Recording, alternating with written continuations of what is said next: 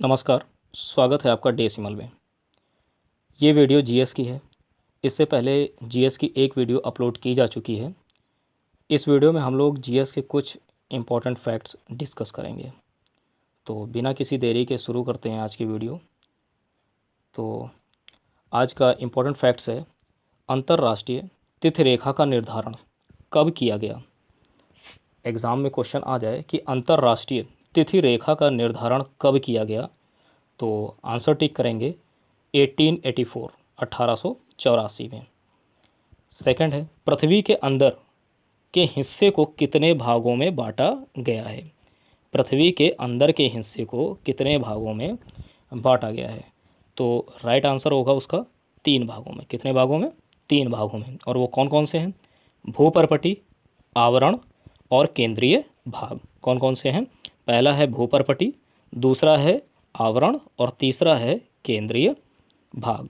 Next, पृथ्वी के ऊपरी भाग को क्या कहते हैं? अगर क्वेश्चन आ जाए ऑब्जेक्टिव में कि पृथ्वी के ऊपरी भाग को क्या कहते हैं, तो वहाँ पर राइट आंसर आप टिक करेंगे भूपर्पटी। क्या बोलते हैं? पृथ्वी के ऊपरी भाग को भूपर्पटी बोलते हैं। ये इसका राइट आंसर होगा। नेक्स्ट, भूपर्पटी को कितने भागों में बांटा गया है? अगर क्वेश्चन आ जाए ऑब्जेक्टिव में कि भूपर्पटी को कितने भागों में बांटा गया है, तो उसका राइट आंसर होगा 2 भागों में। कितने भागों में? 2 भागों में। और कौन कौन से हैं? तो पहला है सियाल। क्या है? सियाल। और दूसरा क्या है? सीमा। पहला है सियाल SIAL और दूसरा है सीमा SIMA। तो राइट आंसर इसका होगा पृथ्वी को भूपर्पटी को कितने भागों में बांटा गया है, तो राइट आंसर होगा 2 भागों में। कौन कौन से? तो सियाल और सीमा। नेक्स्ट है, प्रकृति का सुरक्षा वॉल्व किसे कहते हैं? प्रकृति का सुरक्षा वॉल्व किसे कहते हैं? तो इसका राइट आंसर होगा ज्वालामुखी। किसे? ज्वालामुखी को प्रकृति का सुरक्षा वॉल्व कहते हैं। प्रकृति का सुरक्षा वॉल्व ज्वालामुखी को कहते हैं। अगर क्वेश्चन आए सबसे अधिक सक्रिय ज्वालामुखी कहाँ स्थित है, तो सबसे अधिक सक्रिय ज्वालामुखी अमेरिका एवं एशिया महाद्वीप के तटों पर है। अमेरिका एवं एशिया महाद्वीप के तटों पर सबसे अधिक सक्रिय ज्वालामुखी स्थित है। नेक्स्ट, क्वेश्चन आ जाए कि भूकंपों का अध्ययन क्या कहलाता है? भूकंपों का अध्ययन क्या कहलाता है, तो उसका राइट आंसर होगा सिस्मोलॉजी। क्या होगा? सिस्मोलॉजी। सबसे प्राचीन चट्टान कौन सी है, तो राइट आंसर टिक करेंगे आग्नेय। सबसे प्राचीन चट्टान है। नेक्स्ट, बेसाल्ट में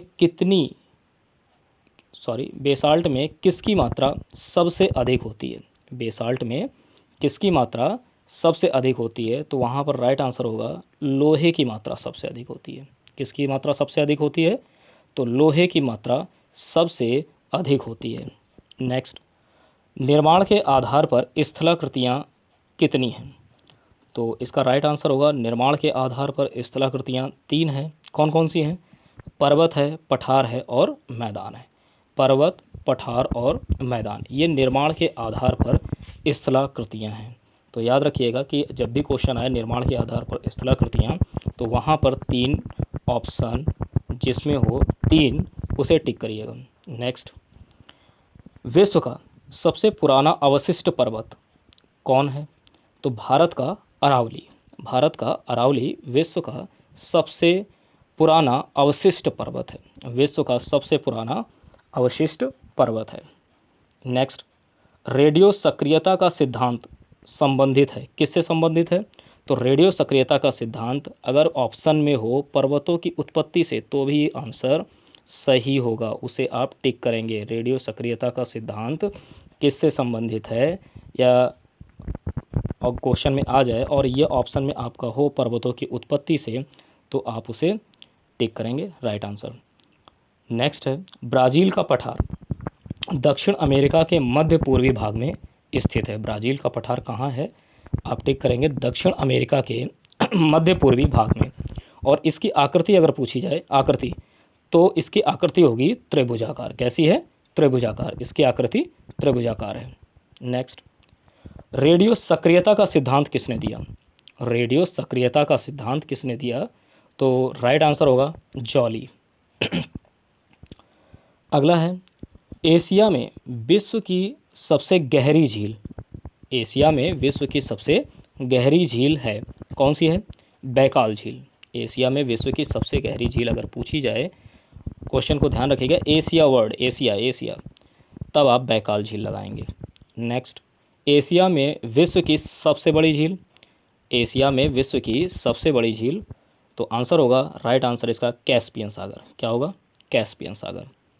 एशिया में सबसे लंबी नदी है, कौन सी नदी अगर पूछी जाए, एशिया में सबसे लंबी नदी कौन सी है, तो आंसर टिक करेंगे यांगसी। क्या होगा? यांगसी।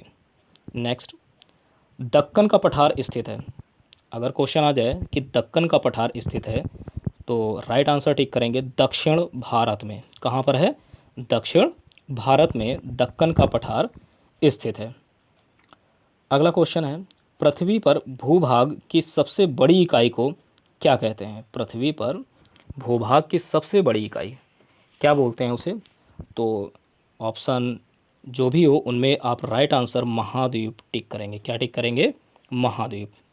नेक्स्ट, झीलों का देश है, झीलों का देश किसे कहते हैं? तो यूरोप के फिनलैंड को, यूरोप के फिनलैंड को झीलों का देश कहते हैं। यूरोप के फिनलैंड को झीलों का देश कहते हैं। नेक्स्ट, यूरोप का भारत किसे कहते हैं? यूरोप का भारत, तो उसका राइट आंसर होगा आपका इटली। इटली को यूरोप का भारत कहते हैं।